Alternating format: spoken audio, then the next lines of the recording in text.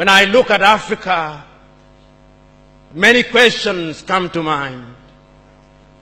Many times I ask myself, what would happen if Mwalimu were to rise up and see what is happening? Many times I ask myself, what would happen if Kwame Nkrumah and Patrice Emery Lumumba were to rise up and see what is happening? Because what they would be confronted with is an Africa where the Democratic Republic of Congo is unsettled. There is a war going on there, but it is not on the front pages of our newspapers because we don't even control our newspapers and the media. As I speak to you, the Central African Republic is at war, but we talk of it only mutedly.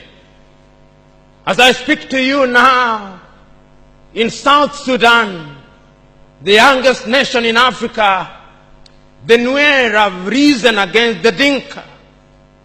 As I speak to you now, Eritrea is unsettled. As I speak to you now, there is an ease in Egypt as there is an ease in Libya. In Niger, it is no better. In Senegal, in the Casamance, is no better. In Somalia, is no better. Africa is at war with herself. This is what they would be confronted with. They would be confronted with an Africa which statisticians and romantic economists say is growing, but which in truth is stagnated. That is the Africa that they would be confronted with. They would be confronted with an African which, as Professor Mlama intimated in our presentation here, is an African which is suffering from schizophrenia. He does not know herself. They would be confronted with an African whose young men and women have no interest and no love for their continent. They would be confronted with an Africa where young men and young women are constantly humiliated at the embassies of European countries and at the United States of America as they seek the almighty green card. They would be confronted with an Africa where young men and women from Niger, Nigeria, Senegal, Mali, and Mauritania drown in the Mediterranean as they seek to be enslaved in Europe. This time round, Africans are not wailing and kicking as they are being taken away to be enslaved. They are being seen wailing and kicking as they seek to be enslaved in Europe and America. This is the tragedy of Africa. They'll be confronted with an African where people have lost their self-pride. An Africa where Africans are not proud of their things. An Africa where in the hotels of Dar es Salaam or Nairobi, even food has foreign names. When we fry potatoes, we call them French fries, even when they are fried in Dar es Salaam. That is the Africa that they would be confronted with. They would be confronted with another Africa. An Africa which does not tell her story. An Africa whose story is told by Europe and America, the CNN, Radio Deutsche Welle, Radio France. That is the Africa they would be confronted with. They would be confronted with the young men and women who have no pride in Africa.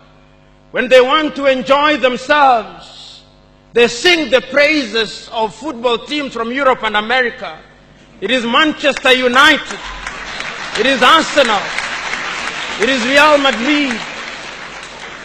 And Barcelona, not Yanga, not Mufulira Wanderers, not Gor Mahia, not FC Leopards. No. That is the Africa that they would be confronted with.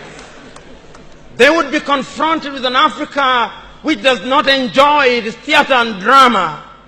That Africa celebrates Leonardo DiCaprio. It celebrates Angelina Jolie and Brad Pitt. The Africa does not celebrate Genevieve Naji of Nigeria or Rita Dominic or Lou Jacobs of Nigeria. It does not celebrate Bongowood or Nollywood or Riverwood. It celebrates Hollywood. That is the Africa with which they would be confronted. They would be confronted with African women whose greatest source of joy is cheap grade B Mexican soap opera, La Patrona, La Mujer de mi Vida, The Rich Also Cry. Why must we remind ourselves of these realities?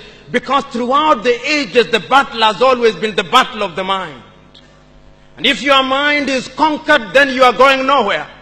And that is why in the ages of enlightenment in Europe, the great René Descartes said, cogito ergo sum, I think, therefore I am. And therefore, if Africans are to begin to make a contribution in their affairs, Africans must begin to think. But the question is, are we thinking? We have universities in their numbers. Tanzania has universities including Dar es Salaam. Nairobi has universities, as indeed Kampala, as indeed South Africa, Johannesburg. We have all these universities. We have engineers. But our roads are not being made by Tanzanian civil engineers. It is the Chinese who are present in this assembly who are making our roads.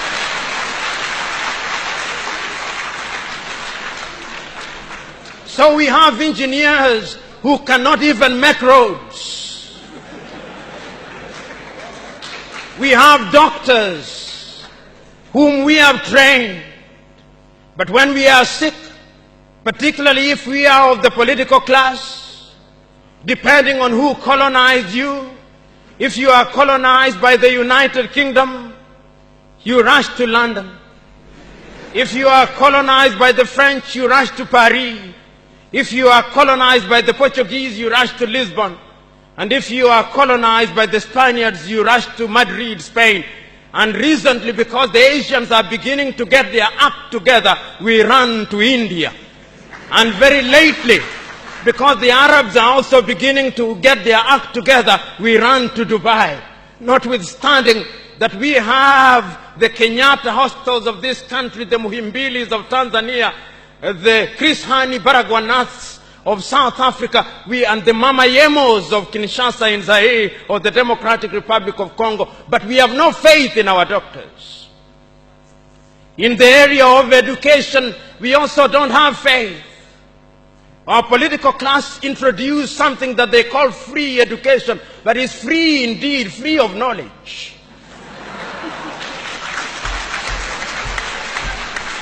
Because they are so suspicious of those institutions that the typical African politician would not dare take their children to those schools.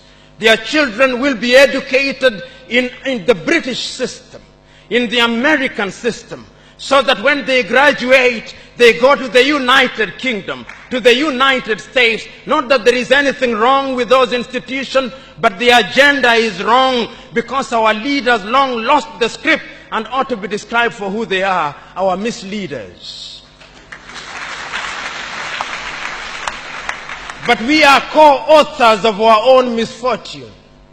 Whenever we are given an opportunity to elect our leaders, we are given a blank check. And if you permit me a little latitude, and if you give me a blank check, and you allow me to analogize, and you say that I'm given the blank check to buy a Mercedes Benz, what we do is that when we are called upon, having been so empowered, we buy what one calls a tuk-tuk from India and expect it to behave like a Mercedes Benz. How does that happen? Because what we do is to elect thieves. We elect hyenas to take care of goats, and when the goats are consumed, we wonder why.